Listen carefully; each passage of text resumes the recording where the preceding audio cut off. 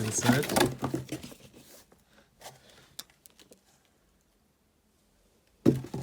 Nice. Let's get into it.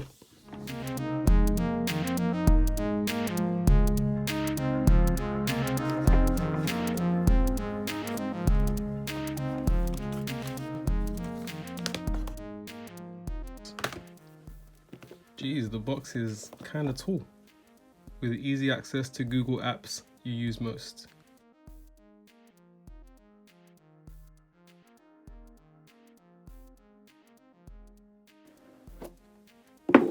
Nice.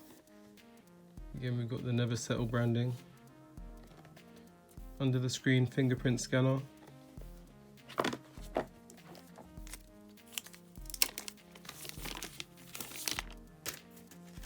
Oh, very nice. If you guys ever had a chance to get a hold of the silk finish on the previous model, it's got a very similar feel to it. Like, it's smooth but not slippery. And it's almost like a frosted glass look to it. You can see it kind of shimmers the way it refracts the light. Really, really attractive. So you got a clear case that says Never Settle on it. Standard OnePlus warp charger. But yeah, that's what's in the box. What did you guys think? Impressed so far? That Never Settle actually looks kind of dope. I like that. So on my right, you've got the OnePlus 7 Pro. And on the left, the new OnePlus 8 Pro. Also in here,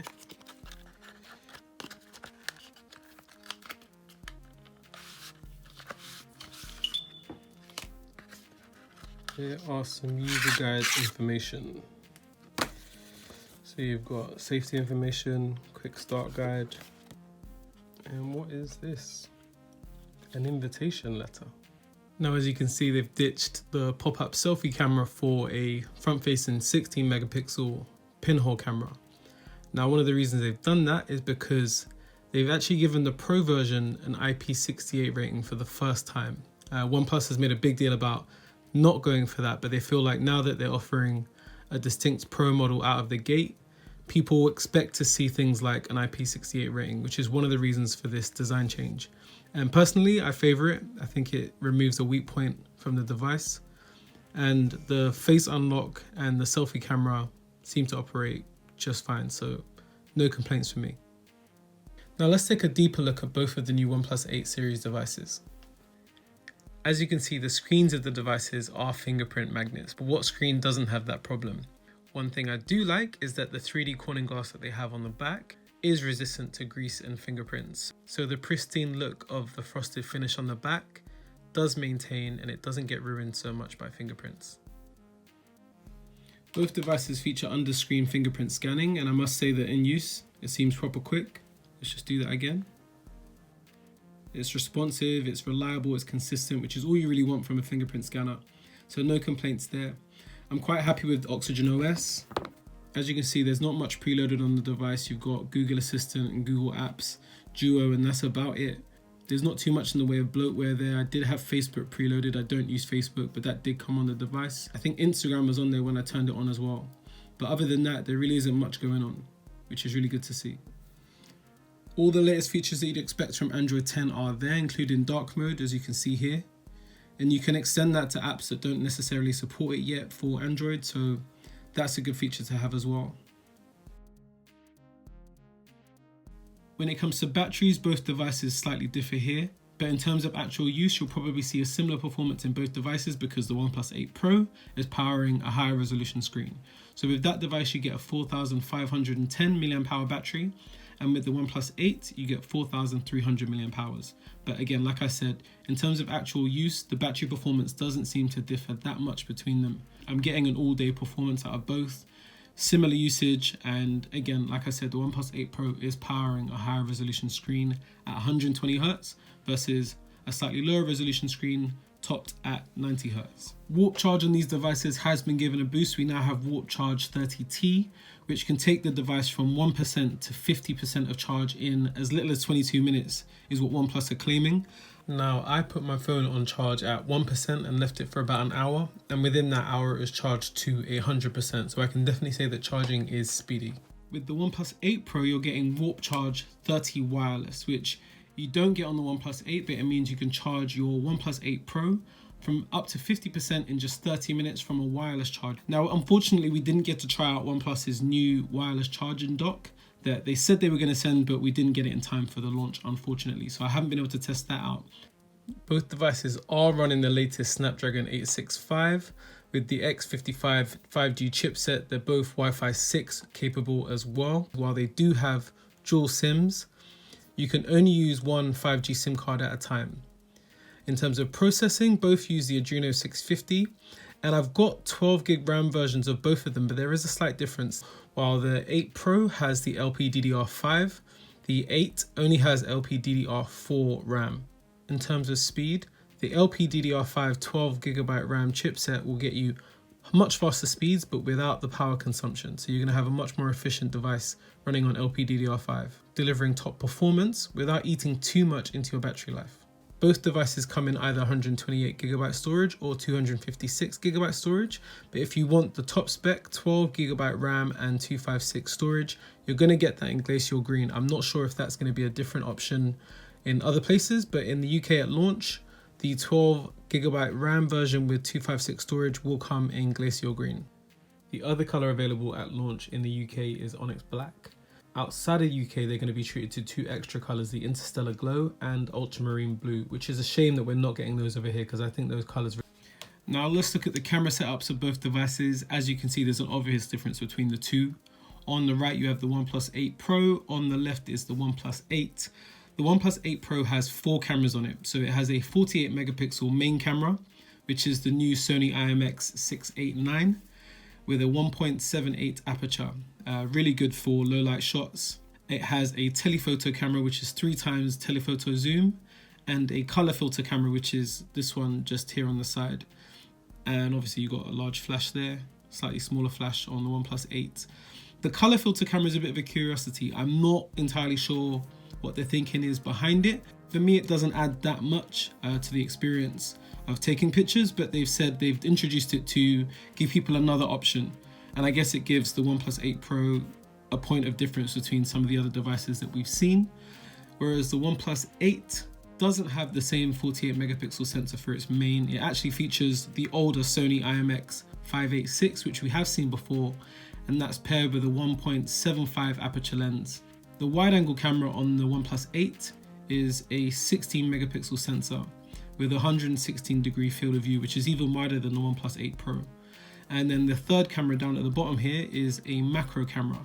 I'll show you guys some examples comparing the OnePlus 8, the OnePlus 8 Pro and the OnePlus 7 Pro. Now for me, when I'm looking at the 3 pictures, one thing, a clear theme seems to stick out when you're looking at all of them. The OnePlus 8 Pro offers, for me, the best balance between detail, color rendition, highlight and shadow detail. For me, it gets everything as close to reality as my eyes can see.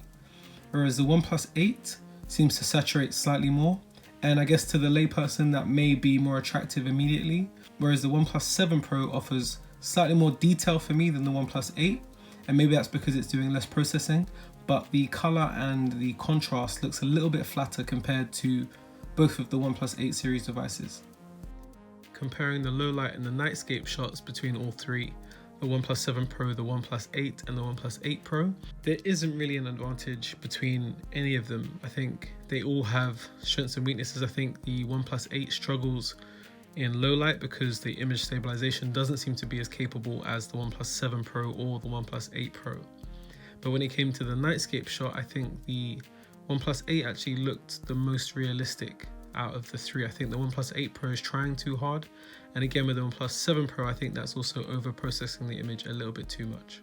I've also got a slow motion sample video that is comparing the OnePlus 8 and OnePlus 8 Pro here for you now. What do you guys think of the quality of those?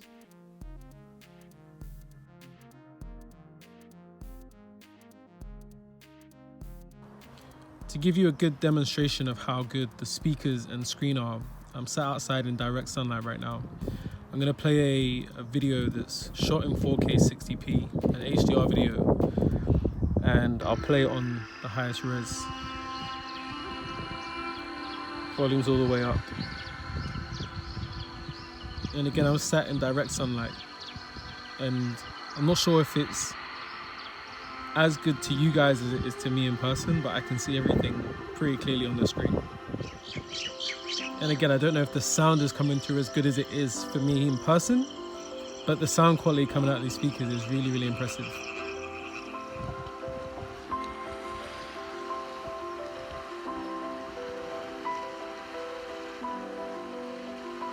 And you probably aren't even really noticing as well, the pinhole camera down on the bottom. It kind of disappears when you're watching content or playing games, which is really cool.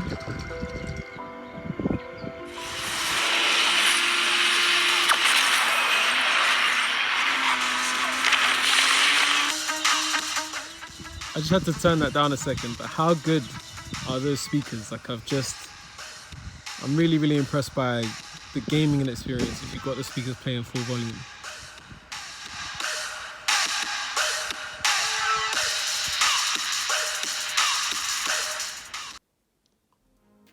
To give you guys an idea of the difference between the two devices, the OnePlus 8 Pro up top and the OnePlus 8 down below here. The OnePlus 8 Pro is a 6.78-inch QHD plus fluid display, and it's the highest color accuracy display they've ever produced. Looking at the two compared, you've got a 6.55-inch screen at the bottom. They both support HDR10+, so you're getting, the maximum colors you can from both devices. But you can see between the two of them, the 120 Hz really makes a difference in terms of smoothness when you're looking at high-speed action. It's hard to really get across the quality of the screen between the two. You guys can probably make up your own mind, but there's a lot more depth and richness to the colors and the highlights and the shadows in the OnePlus 8 Pro. But saying that, the OnePlus 8 still at 90 Hz looks really good. Now we know natively not all content is going to support 120 Hz performance, but with motion estimation, motion compensation technology, what the OnePlus 8 Pro is able to do is fill in all of that estimated movement between frames. So you're getting a much smoother video. The aspect ratio of the OnePlus 8 is 20:9, whereas the OnePlus 8 Pro has gone for a 19.8:9, which is slightly more cinematic when you've got the really extra wide video. As you can see, I've pinched both of these in so you can see there's the black on either side. That's it from me in the OnePlus 8 series devices. They look like they're starting at £699 in the UK, which I think is a really competitive price. Please hit us up if you have any questions, put them down in the comment section below. Subscribe, make sure you hit that notification button so you're one of the first to know when we have a new video. Check out our Instagram channels, Gadgets Boy and Gadgets John, so you can see some sample shots from the devices and of the devices. But yeah, thanks for watching. Catch you guys in the next one.